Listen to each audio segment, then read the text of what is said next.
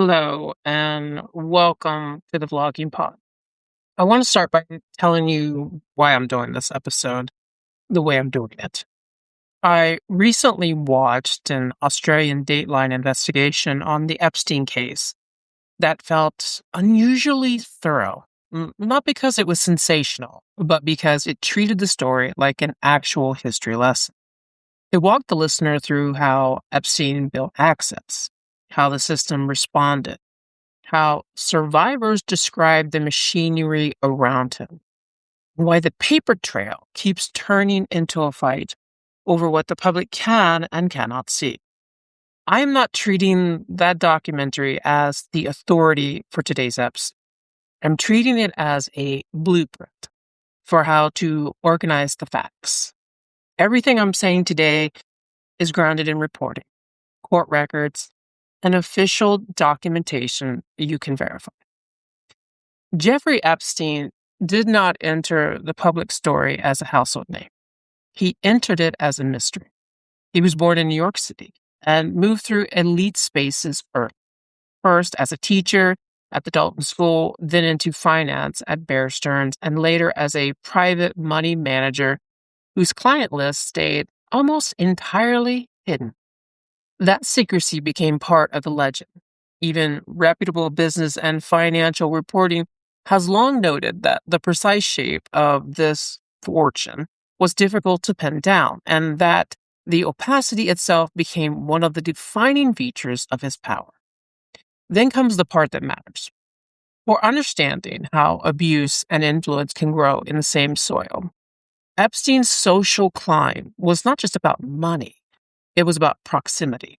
The more doors he opened, the more people around him treated his presence as normal, even when there were warning signs. That is one of the recurring themes that shows up again and again in the public records. You see it in a way he cultivated elite relationships, in the way he presented himself as indispensable, and in how he moved across institutions that typically screen people out. By the time the criminal investigations reached a breaking point in Florida, the allegations were not vague. The Palm Beach Police Department investigation in the mid-2000s developed into a case involving numerous young victims and a clear pattern of recruitment, grooming, and payment. Reporting and timelines built from court filings and documented investigation records show how law enforcement had early notice, not only even about Epstein's contact, but about a wider infrastructure around him, including recruitment and facilitation. In 2008, Epstein received what was widely been described as an extraordinarily non-prosecution agreement in Florida. He avoided federal charges at the same time he pleaded to state-level offenses, serving a relatively short sentence under unusually permissive conditions. The deal has been dissected for years because of what it represented. A legal outcome so lenient that it became a case study in how wealth and influence can distort the normal consequences of predatory violence. When the case returned to the public stage in 2019, it did so through federal prosecution. Epstein was arrested on federal sex trafficking charges in New York. That should have been the moment the system finally forced the full story into daylight. Instead, the case ended when Epstein died in federal custody before trial. In the years since, serious reporting has documented gaps and failures around surveillance footage and jail operations that help fuel public distrust and intensify demands for transparency. After his death, the fight shifted toward records, what investigators seized, what they cataloged, what was released, what remained sealed. That debate continues today in courtrooms and in newsrooms. As to the Dateline structure I mentioned before, it becomes useful because it forces us to separate three things that often get blurred in the U.S. discourse: what is proven in court, what is alleged in civil filings and sworn statements, what is inferred by analysts and the public based on patterns that look familiar in other contexts.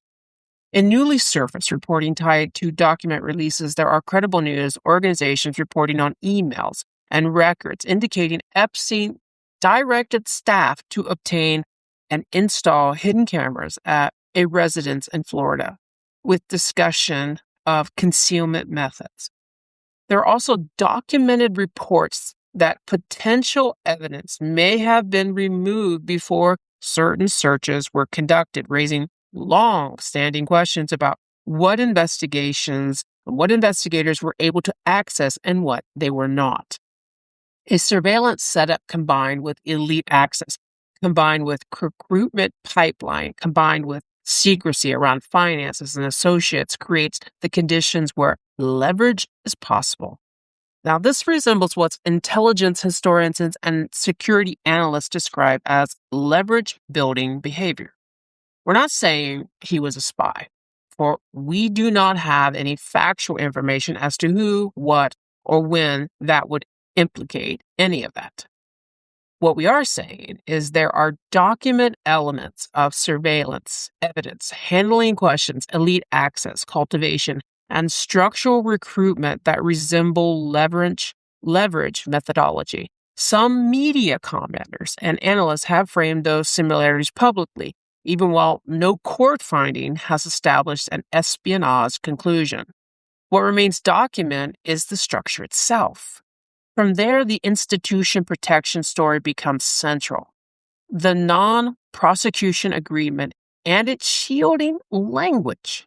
The years where Epstein remained socially active, the renewed federal indictment in 2019, the death in custody, the ongoing legal battle over unsealing records.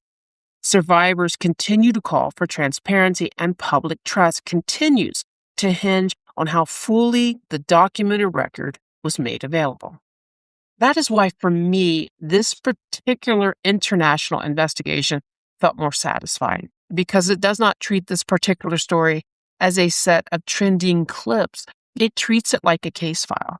That is why I'm trying to bring it into an episode without borrowing anyone else's language and without leaning on any single documentary as a source of truth. Today's sources come from the Associated Press. Justice Department says it's reviewing whether any Epstein-related records were mistakenly withheld. Associated Press, the latest. Justice Department releases some cases of the files of Jeffrey Epstein. ABC News, Epstein hid troves of evidence from investigators for more than a decade, documented suggest. Sky News, Epstein's staff to install hidden video cameras at his Florida home, email exchange shows. Business Insider, the DOJ says it won't release any more Epstein files. Here's what the government is still keeping secret. The U.S. Department of Justice, Office of Professional Responsibility, reporting reviewing aspects of the Epstein plea deal handling.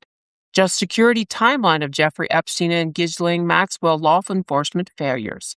CBS News, how did Jeffrey Epstein make his money? Investigatopia, Jeffrey Epstein's wealth and the unresolved questions surrounded. University of Maryland analysts discussing public suspicions of foreign intelligence involving the Epstein story. Thank you for listening. Until next time, bye-bye for now.